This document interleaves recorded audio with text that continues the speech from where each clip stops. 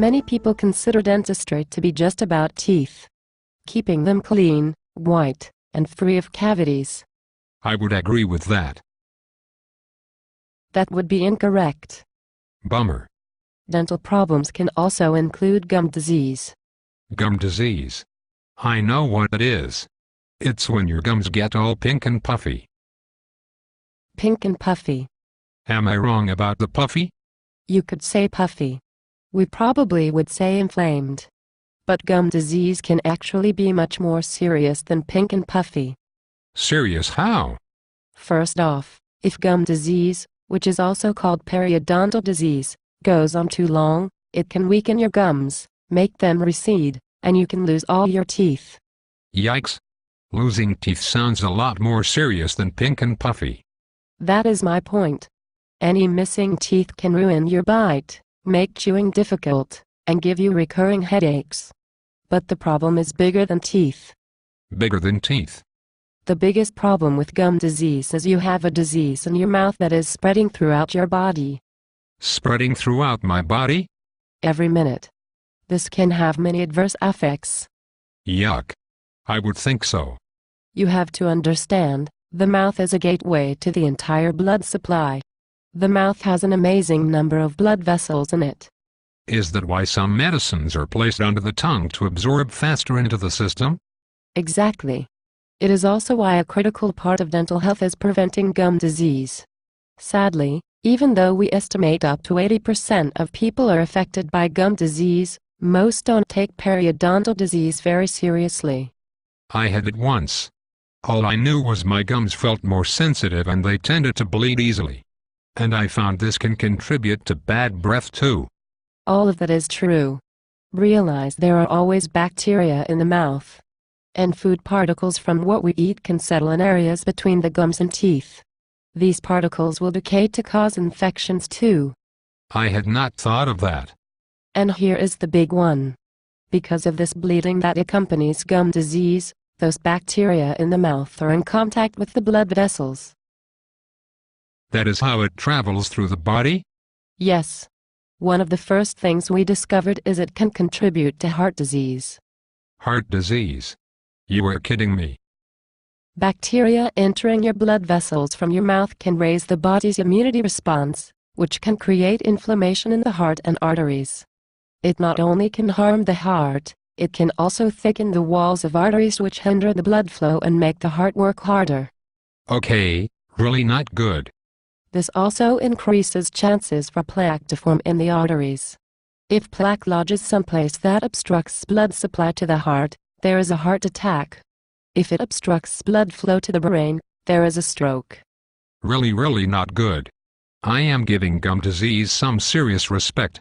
There are many reasons to pay it attention. There's also a link between gum disease and diabetes. Diabetes? Gum disease doesn't cause diabetes, but it can make it worse. Plus, if someone has diabetes, it can make them more likely to get gum disease. So if you have diabetes, you have to be extra careful about gum disease. Exactly. It is also known that pregnant women with serious gum disease may be 7 times more likely to give birth prematurely. Mamas beware of gum disease. My new motto. Don't stop there. We now believe there's also a connection between severe gum disease and increased risks of pancreatic cancer, which is the 4th highest cause of cancer deaths in the U.S. I had no idea gum disease could be so serious.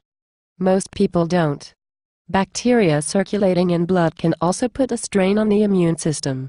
You might get colds more often. Or they last longer. Or it is just that something always seems wrong.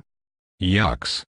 Before many surgeons perform transplants or other major operations, they first demand that patients get a dental clearance from their dentist. Surgeons know if the body is weakened from gum disease, it could compromise the surgery. Wow. People are taking this seriously. They should. But even if gum disease isn't so advanced to cause major illnesses, it can still make you sleep poorly. Or your digestion might be off. Or your brain may not think as well. You may just feel tired all the time. I hate feeling tired all the time. I can understand that. Someone who is always tired has a harder time with life. They don't get what they want or need done. They get depressed. They may even turn toward drugs for depression. It just keeps on getting better and better. The truth is, it can get better. With help from your dentist. This part I want to know. To avoid gum disease in the first place is to keep up with good brushing and flossing. I can do that. Next, make regular visits to your dentist and hygienist so they can help keep your gums and teeth clean and in good condition. I can do that. If it is more serious, we can still help with deep cleaning like scaling and root planing. Plus, if you would need gum surgery, we now can use lasers which are less painful and heal faster. Lasers. I love lasers. We always advise patients that their gums are perhaps the most important thing to take care of. Not just for their mouth, but overall health. I am really beginning to see that. Good. People who have all their teeth in good oral health their whole life, absolutely live longer and better. Living longer and better. Now that is a good thing. Remember, a regular visit to your dentist not only keeps your teeth healthy but it can prevent major health problems in your body. Don't forget to schedule your appointment with your dentist soon. An ounce of prevention is a pound of cure.